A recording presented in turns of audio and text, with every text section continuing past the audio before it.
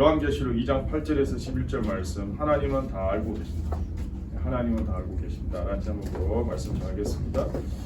지난번에 요한계시록 또 한두 번 말씀을 전했는데 기억을 다 못하실 것 같았어요. 요한계시록은 특별히 크게 네 부분으로 나눌 수 있습니다. 1장부터 22장까지인데 요한계시록은 네 가지 환상을 기록한 예언이자 예언서이자 묵시록의 바탕을 둔 편지입니다. 편지, 밤모섬에 갇혀있던 요한이 초대교회 성도들한테 보내준 편지인데요. 요한계시록 전체가 이제 네 가지 환상이라 그랬잖아요. 그래서 두 가지는 교회에 대한 환상이고 두 가지는 세상 심판에 대한 이야기인데, 요한이 이제 경험했던 환상이 요한계시록 1장 9절부터 3장까지는 일곱 촛대에 관한 환상이거든요. 근데 그 일곱 촛대를 보통 이제 교회라고 합니다. 촛대를. 그러다 보니까 소아시아 지방에 있던 일곱 교회를 의미하는데, 요한계시록 첫 번째 환상의 주제는 이제 교회입니다. 교회. 그리고 두 번째 환상이 요한계시록 4장부터 16장까지인데 일곱 인, 또 일곱 나팔, 일곱 대접. 그래서 인을 뗄 때마다, 나팔을 불 때마다, 대접을 쏟을 때마다 이제 하나님의 심판의 이제 이 종류들이 등장하거든요. 이게 타락한 세상을 향한 하나님의 심판의 메시지입니다. 그래서 두 번째 환상의 주제는 세상이라고 할 수 있죠. 세 번째 환상은 17장부터 20장까지인데 거기는 큰 성 바벨론의 멸망에 관한 환상입니다. 이 큰 성 바벨론은 세상을 상징하기 때문에 이 주제 역시 세상에 대한 심판이라고 할 수 있습니다. 이제 마지막이 21장 1절부터 22장 5절까지인데 거룩한 성 새 예루살렘이 이제 하늘에서부터 내려오는데 이 새 예루살렘은 완성된 교회를 상징하기 때문에 마지막 환상의 주제는 이제 교회입니다. 이게 이제 요한계시록을 이제 크게 보면 교회, 세상, 교회에 대한 이 네 가지 환상을 이제 기록한 전체적인 부분이다, 이렇게 생각하시면 됩니다. 특별히 첫 번째 환상의 내용이 소아시아 일곱 교회에 대한 환상의 내용인데요. 일곱 교회 중에 5개 교회는 주님이 엄청 책망하세요. 그리고 꾸중하시고, 그런데 두 교회만 유일하게 책망이 없고 칭찬을 들었던 교회가 있는데 그 두 교회가 어디냐? 빌라델피아 교회랑 스마나 교회입니다. 오늘 저와 이를 보시는 이 스마나 교회가 주님의 칭찬받은 교회입니다. 그러면 우리가 생각하기를 이 스마나 교회가 정말 대단한 교회다, 정말 엄청난 교회다, 이렇게 생각할 수 있잖아요. 그런데 우리의 기대와는 달리 별로 오늘 내용을 아무리 살펴봐도 스마나 교회에서 무슨 어떤 무결점의 이런 모습들, 정말 주님이 칭찬할 만한 내용이 있나 보면 사실 내용이 그렇게 많이 없어요. 오히려 주님께 책망받았던 에베소 교회나 아니면 또 라오디게 교회, 이런 교회 보면 엄청 내용들이 많아요, 사실은. 그래서 주님께서 칭찬하신 이 스마나 교회에 대한 평가는 우리의 생각과는 조금 다르시구나, 우리가 보는 눈과 주님이 보시는 눈은 좀 다르다, 이 생각을 제가 좀 하게 됩니다. 당시 이 지리적으로 스마나 교회가 자리 잡고 있는 지역이 에베소하고 버가모와 더불어서 로마가 지배하고 있을 당시잖아요. 그래서 로마의 아시아 송령 중에 가장 큰 3대 도시가 에베소, 버가모, 스마나입니다. 더군다나 스마나는 항구 도시입니다. 그래서 무역이 엄청 발전되고 경제적으로 대단히 부자 도시입니다. 부유한 도시였습니다. 그리고 스마나 지역은 당시에 로마 정부에 엄청 충성 맹세해서 충성을 다하던 그런 유명한 도시였습니다. 그러니까 로마 정부에 정성을 다해 세금과 조공을 바치고 특별히 황제 숭배 사상에 적극적으로 협조하던 도시가 스마나 도시입니다. 로마 역사가 키케로는 스마나 지역을 가리켜 이렇게 평가합니다. 우리의 동맹 중에 가장 신실한 동맹이 바로 스마나 지역이다, 이렇게. 그래서인지 그 지역 그리스도인들에게 그럼 가장 큰 문제가 뭐겠습니까? 황제 숭배 사상이다. 유일신 하나님을 섬기는 그리스도인들이 아무리 마음이 좋다, 아무리 마음이 너그럽다 그래도 절대로 타협할 수 없는 게 하나님 외에 다른 신을 섬기는 거 아닙니까? 우리나라가 일본 강점기 때, 강점 시기에 일본 청왕에 대한 숭배를 끝까지 거부하다가 순교의 피로 한국 기독교 역사에 길이 남을 족적을 남긴 선배들 우리가 알고 있잖아요. 대표적으로 주기철 목사님, 이런 분들. 사실 그분들이 존재했기 때문에 오늘 저와 여러분 이렇게 버젓이 고개 들고 신앙생활 할 수 있는 거 아닌가 하는 생각을 하게 됩니다. 많은 학자들이 스마나가 황제 숭배의 중심지였다, 이렇게 주장합니다. 그럼 우리가 이렇게 상상해 볼 수 있잖아요. 로마 통치자들에게 스마나 교회가 황제 숭배를 거절했다. 그럼 여러분 이제 상상이 되시잖아요. 어떤 일이 벌어졌을까? 아마도 유대인들이 이 그리스도인들을 그냥 둘 리가 없었을 거예요. 아마도 그들은 그리스도인들을 고소하면서 이렇게 말했을 겁니다.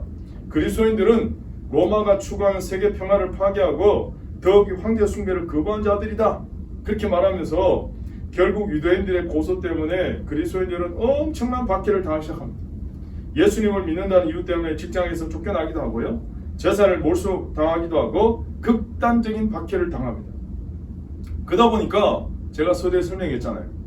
이 서머나 지역은 엄청난 부자 도시인데 눈에 띄게 가난하고 어려운 삶을 사는 사람은 다 그리스도인들이에요. 그래서 오늘 본문 9절에 보시면 그렇게 나오잖아요.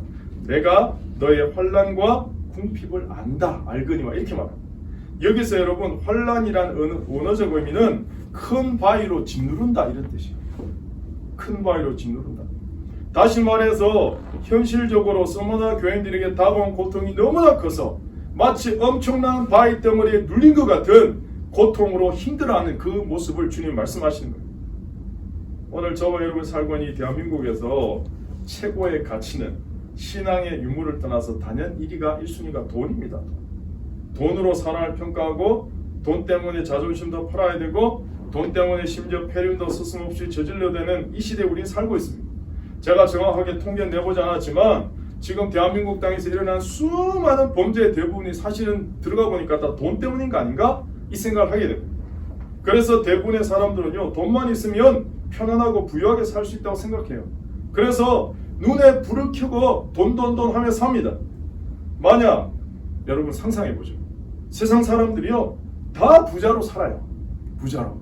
그런데 오직 예수님을 믿는다는 이유 때문에 가난하게, 그것도 바위가 짓누르듯이 찢어지게 힘들게 살아야 된다. 그러면 오늘날 대한민국 그리스도인들 중에 과연 몇 %나 이렇게 살 수 있을까? 제가 말씀 묵상하다 생각해보게 된 거예요. 그럼 여러분 2000년 전 서머나 교인들은 뭔가 특별한 슈퍼파워가 있으니까 그런 삶을 살았을까요? 여러분 그들도 우리와 똑같이 연약한 인생들이었습니다. 그럼에도 불구하고 그들이 그러한 고난과 박해를 이겨낼 수 있었던 이유는 우리와는 전혀 다른, 우리가 경험하지 못한 특별한 하나님의 영적인 은혜를 경험했기 때문에 그러한 시기를 지나가고 견딜 수 있었다는 거죠. 오늘 말씀을 통해 주님이 서머나 교회에 주신 특별한 은혜 두 가지가 있는데요. 첫 번째는 주님의 위로하심 혹은 인정과 격려하심이 있었다는 거예요. 9절을 다시 보시면 이렇게 나오거든요. 내가 너의 환난과 궁핍을 어떻게 해요? 알거니와 이렇게 알거니와. 다시 말해서 주님이 환난당하고 궁핍당하는 걸 어떻게 해요? 아신대요. 주님이 알고 계신대요. 여러분 이 단어는 히브리어로 원래 야다라는 야다. 단순히 지식적으로 아는 상태가 아니라 경험적으로 아는 걸 말합니다.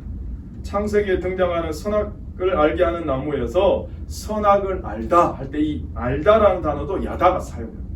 그러니까 선악을 안다라는 건 야다는 거죠. 아담과 하와가 동침할 때 동침한다라는 단어도 야다입니다. 다시 말해서 단순히 야다라는 단어는 지식적으로 아는 것을 뛰어넘어서 감정적으로 의지적으로 전인격적으로 안다는 거예요. 그래서 구약에 등장하는 야다를 오늘 본문에서 주님은 서머나 교회를 내가 안다는 거예요. 주님. 이사야 53장 4절에서 6절 말씀 우리가 잘 아는 말씀인데요. 그는 실로 우리의 질고를 주고 우리의 슬픔을 당하였거늘 우리는 생각하기를 그는 징벌을 받아 하나님께 맞으며 고난을 당한다 하였노라. 그가 찔림은 우리의 허물 때문이요 그가 상함은 우리의 죄악 때문이라. 그가 징계를 받음으로 우리는 평화를 누리고 그가 채찍이 맞음으로 우리는 나음을 받았도다. 우리는 다 양 같아서 그릇 행하여 각기 제 길로 갔거늘 여호와께서는 우리 모두의 죄악을 그에게 담당시키셨도다. 히브리서 2장 18절에 그가 시험을 받아 고난을 당하셨은즉 시험 받는 자들을 능히 도우실 수 있느니라 이렇게 말씀하십니다. 인간의 몸을 입고 이 땅에 오신 예수님이요 스스로 인간의 고통을 그것도 십자가의 가장 극형을 당하셨기 때문에 능히 이 땅에 사는 하나님의 사람들을 위로하시고 도우실 수 있는 분이다 이 말이에요. 보통 우리가 세상을 살면서 겪는 아픔의 거의 대부분이요 상처가 사람 때문에 일어난 일들이 대부분이거든요. 그러면 사람 때문에 받은 상처니까 여러분 해결 방법은요 사람으로 극복을 해야 돼요. 그런데 살다 보면 다 그 인간이 그 인간이잖아요. 그 사람이 그 사람이잖아요. 그런데 그래서 예수님이요 인간의 몸을 입고 오신 거예요. 예수님이야말로 완전한 인간으로 사람으로 오셨거든요. 그래서 예수님을 바라볼 때 사람에게 받은 상처가 온전히 치유될 수 있다는 거예요. 여러분 이런 놀라운 의미가 있는 거예요. 그래서 여러분 이런 찬양 있잖아요. 주님과 같이 내 마음 만지는 분. 주님과 같이 내 마음 만지는 분은 없네. 이런 찬양 아시죠? 그죠? 주님과 같이 내 마음 만지는 분은 없다는 거예요. 결국은 사랑하는 여러분, 그래서 오늘 예배가 중요합니다. 나를 아시고 나를 만지시는 예수님을 만나면 나의 모든 문제가, 나의 모든 과거의 상처가, 아픔이 해결될 줄을 믿습니다. 주님은 당신이 이미 극심한 십자가의 고통을 경험하셨기 때문에 지금 이 땅을 살아가는 많은 사람들이 당하는 혼란과 고통을 친히 위로하실 수 있다는 말씀입니다. 지금 서머나 교회가 당하는 극심한 혼란과 고통을 주님은 알고 계시는 겁니다. 오늘 이 시대를 살아가는 우리 가운데서도 차마 말은 못하지만 혼자서 가슴 졸이면서 울고 있는 사인들이 많이 있습니다. 그런 분들에게 주님은 지금 이 말씀으로 위로하고 격려하고 계신다는 거예요. 어떻게? 내가 다 알고 있다. 내가 다 안다. 내가 너와 함께 한다. 이렇게 말씀하시는 거예요. 제가 한때 미국을 공부하러 오겠다고 엄청난 포부를 품고 갔는데 가보니까 미국은 땅이 달라요. 한국에서는 맨 땅 헤딩하면 한국은 땅이 촉촉 갈라지는 그런 감정이 많았는데 미국은 가서 맨 땅 헤딩해 보니까 제 이마에 피가 나도록 땅이 갈라집니다. 땅 재질이 좀 달라요. 부딪혀온 현실이 그게 아니었어요. 설상가상으로 권총강도를 만나서 죽다 살아나질 않나, 재정적인 압박은 매일 되고, 이민교 현실은 야 이거 내가 제정신으로 여기서 살아가겠나 하는 이 암담한 이 기나긴 시간들이 있었거든요. 그 시절에 제가 새벽마다 강대상에 엎드려서 기도하는데 어느 날 새벽 기도를 이렇게 기도가 올라왔는데 새벽 기도에 사람이 한 명도 새벽 기도. 아니 목사 강대상에 새벽 기도 설교하러 올라갔는데 아무도 없어요. 아무도. 물론 이민교회 현실상 새벽 기도 한다는 게 진짜 어렵습니다. 물리적 거리나 여러 가지 환경적으로 어렵죠. 그런데 저는 그래도 그 시절 그래도 최소한 목회하면서 교회가 세상과 달라야지 하는 마음으로 말씀부터 그렇게 했거든요. 근데 그런 일들이 벌어지는 거죠. 그 시절에 너무 힘들어서 하나님께 진짜 많이 기도했거든요. 주님, 이 시간을 언제까지, 이 상황을 언제까지 버티고 참아야 됩니까? 막 그렇게 기도한 어느 날 주님이 제 마음속에 울림을 주셨어요. 힘드냐? 내가 다 알고 있다. 내가 다 알고 있다. 아니 다 하시면 뭔가 해결하셔야죠. 제가. 그런데 다 알고 있다. 그렇게 말씀하시면서 저에게 참 좋은 분들을 많이 붙여주셨거든요. 지금도 그런 분들이 생각이 나는데 하나님이 순간순간 하나님의 사람들을 통해서 심지어 미국 친구들을 통해서 저에게 엄청난 위로와 격려를 주었습니다. 제가 설교하다가 설교 준비하다 한 분이 생각나더라고요.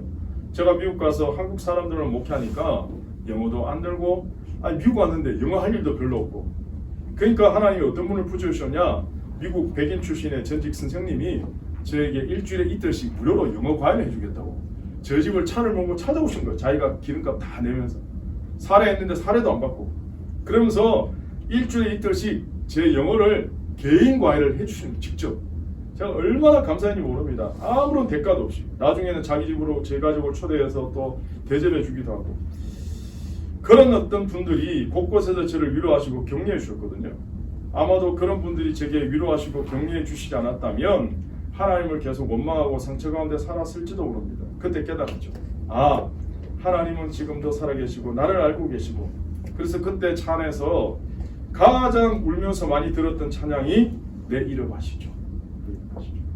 그 미국도 이 기독교 방송이 있거든요. 104.7 The Fish. 생각납니다. 104.7 The Fish. 그 기독교 방송인데 하루 종일 이 가스펠이 나오거든요. 근데 그 찬양 가사에 갑자기 He knows my name, He knows my everything. 막 이런 가사가 너무 잘 들리죠. 리스닝. He knows my name, He knows my everything. 나오는데 그게 딱 꽂히는 거예요. 내 이름을 아신대. 나의 모든 걸 아신대. 여러분, 하나님이 여러분의 이름을 아시고 상황을 아시고 모든 걸 다 알고 계신대요. 그런데 하나님으로부터 직접 그 말씀을 들을 때 위로와 격려가 되는 거죠. 저는 다시 예배를 통해 선포합니다. 하나님이 여러분을 다 알고 계십니다. 하나님 여러분을 다 알고 계시다는 이 말씀으로 위로 받으실 수 있기를 축복합니다. 두 번째는 주님이 지금 서머나 교인들을 인정해 주시고 칭찬해 주시는데요. 심리학적으로 인간이 가지는 가장 기본적인 욕구 중에 하나가 인정 욕구입니다. 서머나 교회는 지금 주님으로부터 인정받고 있는 겁니다. 주님은 서머나 교회를 향해서 내가 너의 환난과 궁핍을 알거니와 실상은 너가 부유한 자다, 이렇게 부유한 자다. 여러분, 지금 서머나 교인들은요, 세상에서 가난하다고 손가락질 받고 힘들고 어렵게 살고 있는데 주님은 지금 이렇게 말씀하시는 거예요. 너는 가난한 게 아니야. 오히려 너는 부유한 사람이야. 너희는 부유한 인생이야. 이렇게 말씀하시는 거예요. 서머나 교회는 외적으로 드러난 모습이 찬양할 만하다거나 하나님 위해서 뭐 살만한 편안함이 있는 곳이 아니거든요. 오히려 역경을 딛고 하나님 향해서 신실하게 서 있는 그런 교회였어요. 그들은 너무나 힘겨운 상황 가운데 있었지만 철저히 가난한 마음으로 주님만 바라보고 살았다는 거예요. 세상적으로 보면 아무런 소망과 앞날의 미래도 보이지 않는 교회였지만, 정말 한없이 연약한 교회였지만, 그러나 주님이 실제로는 부유한 사람들이다, 그렇게 칭찬하셨다는 거죠. 여러분, 세상적인 시각과 전혀 다르게 주님은 그들을 알아주시고 인정해 주시고 계신다는 겁니다. 그런 의미에서 주님이 친히 인정하시고 칭찬하시는 교회는 화려한 건물을 가진 교회도 아닙니다. 또한 어떤 어려움도 없이 일치월장 성장세를 계속 거듭해 나가는 교회도 아닙니다. 주님이 진짜 인정하시는 교회는 심령이 가난해져서 주님만 붙잡고 주님께만 위로받고자 하는 교회가 주님이 진짜 인정하시는 교회입니다. 세상의 힘을 가진 사람들이 만나고 싶은 제 1순위 사람은요, 자신의 힘을 유지하는 데 도움되거나 자신의 미래를 부강하게 만들어주는 사람을 만나고 싶어 할 거예요. 그러나 주님이 1순위로 상대해 주시는 사람들은 주님을 더욱더 깊이 의지하는 사람들이라는 거예요. 마태복음 산상수훈 제일 첫머리 8복의 제일 첫 번째 복이 뭔지 아십니까? 심령이 가난한 자는 복이 있나니 천국이 그들의 것이다. 여러분, 여기서 심령이 가난하다는데, 이 가난하다는 이 헬라 단어가 헬라어로 두 가지가 있습니다. 페네스와 푸토코스라는 단어가 있습니다. 페네스는 여유가 없는 가난, 다시 말해서 하루 벌어서 하루 먹고 살아가는 가난. 그래서 오늘 노동해서 오늘 먹으면 없으니까 또 내일 노동해서 내일 하루치 벌어 살아가는, 오늘 노동하지 않으면 내일 살아가기 어렵다는, 그게 바로 페네스. 그런데 이것보다 더 찢어지게 가난이 뭐냐? 푸토코스예요. 이 푸토코스 상태는 누군가 도와주지 않으면 해결할 수 없는, 누군가 일으켜주지 않으면 일어설 수 없는 절체절명의 가난을 푸토코스라고 합니다. 그런데 마태복음 5장 3절에 주님 말씀하신 심령이 가난하다 할 때 이 가난은 페네스가 아니고 푸토코스라는 거예요. 다시 말해서 우리가 정말 절박하고 간절한 마음으로 하나님을 찾는 그 마음, 그게 가난한 심령이라. 그 가난한 마음이 하나님을 찾는 통로가 된다면 복되다는 거죠. 다윗이요, 시편 40편 17절에 하나님 향해 이렇게 고백합니다. 나는 가난하고 궁핍하오나 주께서는 나를 생각하시오니 주는 나의 도움이시오 나를 건지시니치라. 나의 하나님이여 지체하지 마소서. 다윗이 지금 자기가 가난하고 궁핍하다, 이 고백이 언제 나온 고백인지 아십니까? 이 시의 배경은 놀랍게도 사울왕이 길보아 전투에서 패해서 목숨을 잃고 난 다음에 쓴 시예요. 자기를 죽이려고 그렇게 집요하게 평생 그냥 쫓아다니면서 막 못 죽여서 안달복달하는 그 사울이 죽었단 말이에요. 안개가 그쳤잖아요. 고난이 끝났잖아요. 우리 같은 에라디아 막 노래 부르고 막 해방이다 그럴 텐데, 인생의 안개가 다 그치고 자신이 왕으로 기름 부어줬고 이제 자신의 시대가 도래하는 그 상황에서, 그 가슴 벅찬 상황에서 다윗은 오히려 자기를 죽이려고 했던 사울이 죽었다는 그 소식에 기뻐하고 원수에 주목하는 게 아니고 하나님을 바라보고, 그럼에도 불구하고 하나님, 나는 여전히 하나님 앞에서 가난한 존재입니다, 그렇게 고백합니다. 우리는 여러분, 그래서 다윗의 마음을 배워야 되거든요. 하나님이 우리에게 원하시는 마음이 바로 이 마음입니다. 그래서 우리의 약함은 하나님께서 당신의 능력을 보여줄 수 있는 기회가 된다, 이런 말이 있습니다. 그러므로 하나님의 성령이 부어지고 은혜가 부어지면요, 삶의 자세가 달라지잖아요. 생각이 바뀌잖아요. 내면의 신앙의 동기가 순수해집니다. 그러면 주님 말씀하신 것처럼 어린아이와 같은 마음으로 주님을 의지하는 신앙이 됩니다. 오늘 진정으로 주님이 찾으시는 사람은 어린아이와 같은 순수함으로 하나님을 온전히 신뢰하고 의지하는 사람, 그 사람을 주님은 인정하시고 칭찬하십니다. 오늘 서머나 교회가 바로 그런 교회라는 거예요. 서머나 교회를 칭찬하신 주님이요 2가지 명령을 내리시거든요. 10절 말씀인데 10절 말씀 보실래요? 내가 죽도록 충성하라. 그래야 내가 생명의 면류관을 예전에 그래야 됐거든요. 생명의 면류관을 주려 했는데 이게 개역 개정 번역하면서 생명의 관을 주기가. 그래서 항상 뭐 공록해 주든지 교회에서 임직할 때 항상 이 구절 새겨 주지 않습니까? 첫 번째는 고난을 두려워하지 말라라는 명령이고, 두 번째는 죽도록 충성하라 이 명령이거든요. 고난을 두려워하지 말고 죽도록 충성하라. 근데 이 명령을 지키면 생명의 관, 면류관을 주시겠다는 거예요. 우리는 주님이 서머나 교회 명령하신 이 명령을 통해 오늘 21세기 대한민국 땅을 살아간 우리들이 그럼 과연 우리의 삶의 자리에서 뭘 실천해야 돼? 뭘 깨달아야 돼? 라는 이 삶의 원리들을 말씀을 찾아 정리해 보려고 합니다. 첫 번째는 오늘 예배를 통해서 여러분 결단하고 삶 속에서 실천하는 일. 본문에서 죽도록 충성하라 이 말씀에는요, 우리가 순종하기만 하면 충성할 수 있는 능력도 함께 주시겠다는 의미가 전제되어 있습니다. 내가 아무리 충성하고 싶다고 해서 내가 충성할 수 있는 게 아니에요. 나는 약해요. 그런데 내가 말씀에 순종하면 하나님이 충성할 수 있는 능력도 함께 우리에게 주시겠다. 오늘 저와 여러분이 믿는 기독교와 우상을 믿는 사람들의 현저한 차이가 있습니다.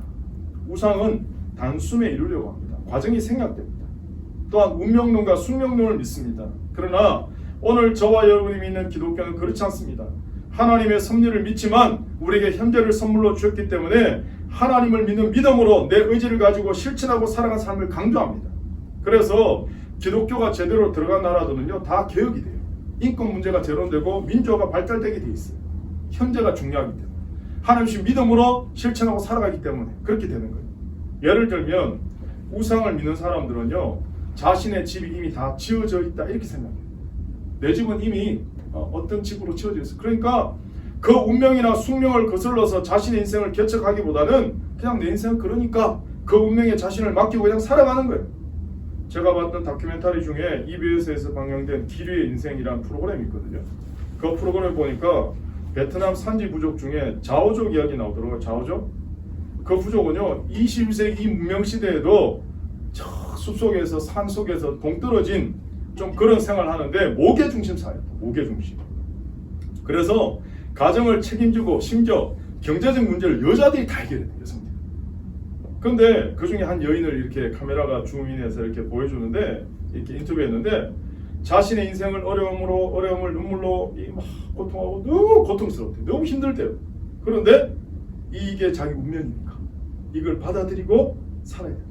그러면서 그렇게 이야기하는데 제가 마음이 너무 아프더라고요. 여러분 우상을 섬기는 사람들 다 그렇게 살아요. 그런데 저와 여러분이 믿는 이 기독교는 내가 살 집이 이미 정해져 있는 게 아니고 내가 지어져 가는 거예요. 내가 지어져 가는 거예요. 내가 어떻게 지었냐에 따라서 내 집이 바뀌어요.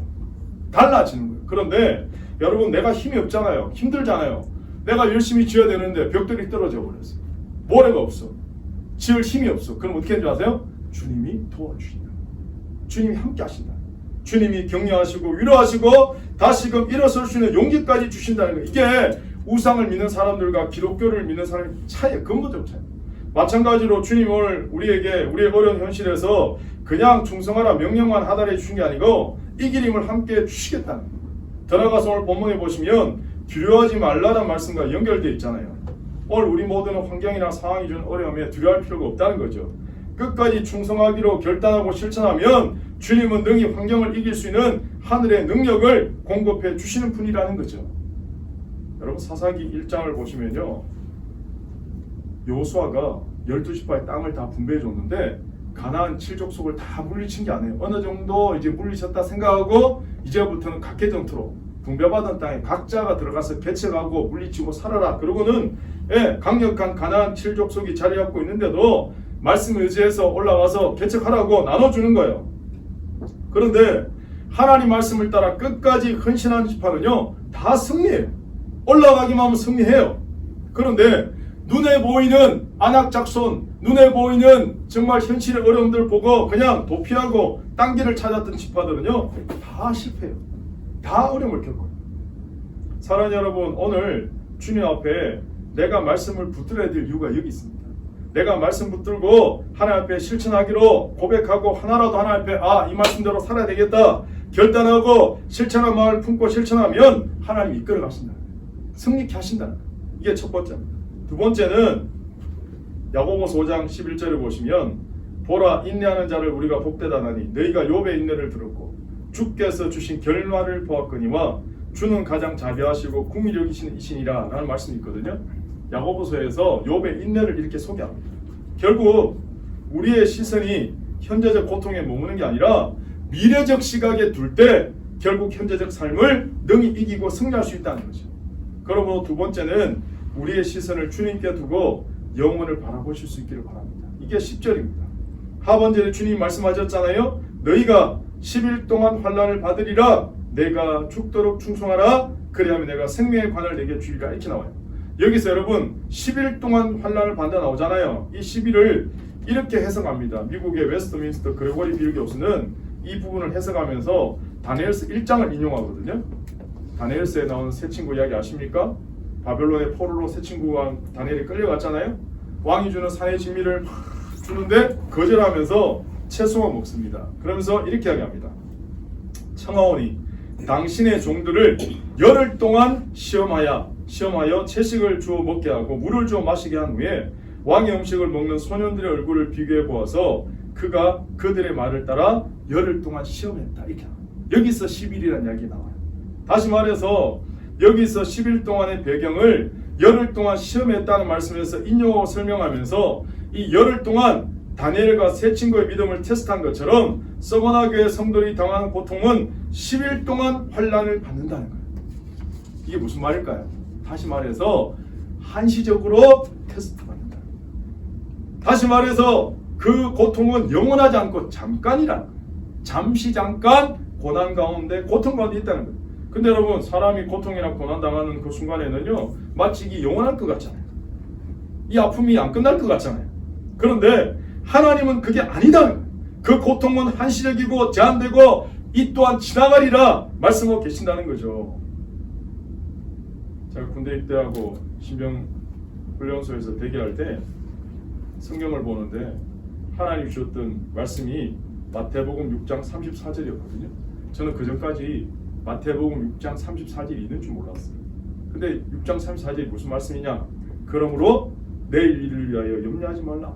내일 일은 내일이 염려할 것이요 한날의 괴로움은 그날로 족하리라. 제가 그때 깨달았죠. 군대 시기는 흘러간다. 아무리 힘들어도 끝나는 시간이 있다. 한날의 괴로움은 그날로 족하리라. 이 말씀을 탁 진정훈련소에 제가 받은 다음에 그때부터 그 말씀 붙들고 붙었거든요. 고린도후서의 사도 바울도 그러잖아요. 보이는 것은 잠깐이고 보이지 않는 것은 영원하다. 그러므로 사랑 여러분, 혹시 여러분 중에 삶이 너무 힘들어서 고통스러운 분들이 있다면 이 고통은 지나가리라. 그리고 서머나 교회처럼 한시적이다는 사실을 깨달으시고 담대한 믿음으로 굳건하게 승리하시기를 예수님 이름으로 축복합니다. 마지막 세 번째는 주님이 서머나 교회 주신 두 가지 명령이 뭐라고 그랬죠? 고난을 두려워하지 말라, 죽도록 충성해라. 이 명령을 통해서 세 가지 깨달음의 원리를 제가 이야기하고 있잖아요. 첫 번째는 이 예배를 통해서 주시는 말씀 붙들고 결단하고 한 가지라도 여러분 삶 속에서 실천하는 삶을 살라는 거예요. 두 번째는 현재적 고통에 시선을 두지 말고 영원한 하나님 나라 미래적 소망에 우리의 시선을 두고 살아야 된다는 거죠. 마지막 세 번째는 우리에게 닥친 이 고통은 나 혼자만 겪는 게 아니고 함께 이겨내야 된다. 함께. 10절을 다시 보시면 이렇게 나옵니다. 너는 장차 받을 고난을 두려워하지 말라. 볼지어다 마귀가 장차 너희 가운데에서 어떻게 해요? 몇 사람을 이렇게 몇 사람. 예. 여러분 복숭이잖아요. 나만 혼자 고난 가운데 고통 가운데 빠지는 게 아니고 함께다 함께. 여러분 사단은 마지막 때 성도들 공격할 때 우리 개개인을 넘어뜨리기도 하지만 우리 공동체인 가정과 교회를 무너뜨립니다. 하나님이 오늘 이 땅 가운데 하나님 나라를 전할 수 있는 두 가지 공동체 선물이 가정과 교회입니다. 가정과 교회는 제가 늘 강조하는데 메이드 인 헤븐입니다. 메이드 인 헤븐, 메이드 인 코리아가 아니고 가정과 교회는 메이드 인 헤븐이기 때문에 사단의 강력한 포화가 어디 집중되냐? 가정과 교회에 집중됩니다. 여러분 잘 보시면 사단은요 어떻게 하든지 가정을 깨뜨리고 교회를 공격해요. 그러면 가정이 무너지고 교회가 무너지면 하나님 나라도 무너지는 거예요. 그걸 알기 때문에 강력하게 공격해요. 따라서 여러분 지금 고통을 나 혼자만 감당하는 거다. 그럼 너무 힘든데 공동체가 함께 감당하고 함께 대처하면 이길 수 있잖아요. 오늘 본문에서 몇 사람이라고 구체적으로 표현되어 있지 않습니까? 더 나아가서 나는 지금 아무 문제가 없어. 난 너무 평안해. 나는 잘 살고 있어. 우리 가정은 평안해. 라고 치부하고 넘어가서는 안 된다는 거예요. 분명히 우리 중에 누군가는 내가 겪지 않았지만 고통을 더 나아가서 눈물로 밤을 지새우는 두려움과 힘듦으로 살아간 사람들이 반드시 있다는 이야기. 더 나아가서 나만 힘든 게 아니다 라는 걸 이야기하는 거죠. 그러므로 지금 함께 모인 이 공동체가 여러분 저는 중요하다고 말씀드리고 싶어요. 오늘 저와 여러분 왜 모였습니까? 왜 예배 드립니까? 지금 옆에 있는 형제가 자매가 가슴 시리도록 아파서 정말 가슴 부여잡고 울고 있는데 위로도 못 해주고 손도 못 잡아주고 같이 울어주지 못하는 그 공동체, 여러분 10만 명, 100만 명 모여봐야 힘이 있겠습니까? 저는 분명히 말씀드릴 수 있는데 정말 옆에 있는 지체가 아프고 힘들 때 같이 손잡아 위로하고 함께 울 수 있는, 기뻐할 수 있는 공동체, 아니 100명 아니 10명만 있어도 그 공동체는 하나님이 기뻐하시는 공동체라는 거죠. 제가 왜 이 10명을 강조하냐? 다 성경에 근거가 있습니다. 아브라함이 소돔과 고모를 하나님 불가의 영으로 심판을 하실 때 간절히 중보기도 하지 않습니까? 마지막 몇 명? 의인 10명만 있어도 하나님 심판을 보류해 주세요. 하나님 의인 10명만 있어도 소돔 고모라 심판을 보류해 주세요. 그때 하나님 뭐라고 하세요? 오케이. 하나님 오케이 하셨어요. 사랑하는 여러분, 저와 여러분 모인 이 공동체가 그런 공동체가 되어야 되지 않겠습니까? 오늘 우리 허락하신 하나님 세우신 이 교회 공동체가 우리의 남은 날 동안 다가오는 수많은 혼란과 문제를 함께 능히 극복하고 승리하는, 간증하는 모든 하나님 백성 되시기를 예수님 이름으로 축복합니다. 제가 말씀을 다 정리하는데요. 주님이 칭찬하신 서머나 교회가 첫 번째, 예배를 통해서 결단하고 삶 속에서 실천해야 된다. 두 번째, 우리의 시선이 현재적 고통에 머무는 게 아니고 미래적 시각에 둘 때 우리는 현재적 삶을 승리할 수 있다. 그러므로 우리의 시선을 주님께 두고 영혼을 바라보는 믿음의 삶을 살아야 된다는 거예요. 마지막 세 번째는 우리에게 닥치는 고통은 나 혼자만 겪는 게 아니고 함께 이겨내야 된다. 이와 같은 말씀의 원리 붙들고 날마다 주님과 동행하시고 승리하시는 여러분 되시기를 예수님 이름으로 축복합니다.